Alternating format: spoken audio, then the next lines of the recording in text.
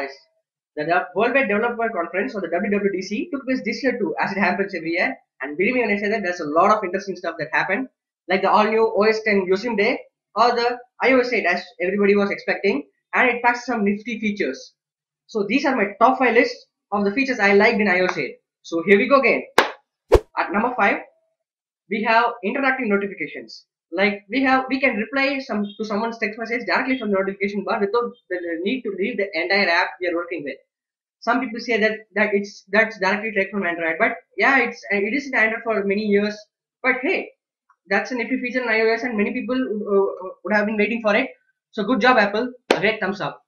Number 4 is that the App Store just got better.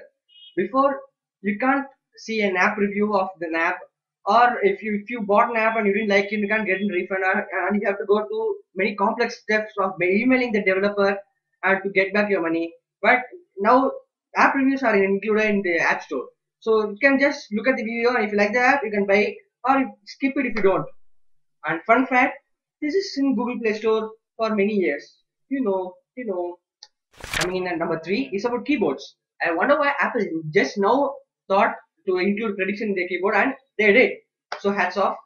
And the prediction is now called QuickType, the Apple way, and it does prediction like SwiftKey, like it learns from the way you text. And wait for it, the iPhone now supports third-party keyboards. What?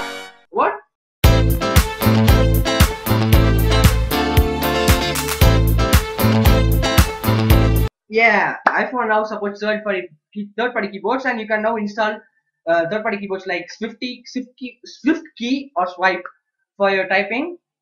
And yeah, good job, Apple. Better late than never.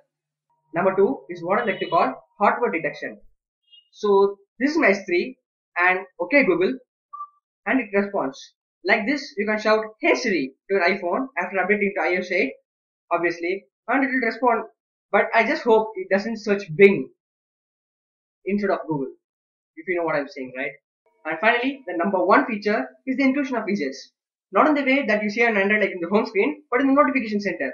Come on, you might say this is a copy of Android, but as long as I get glanceable information without the need to open an app, I'm good to go.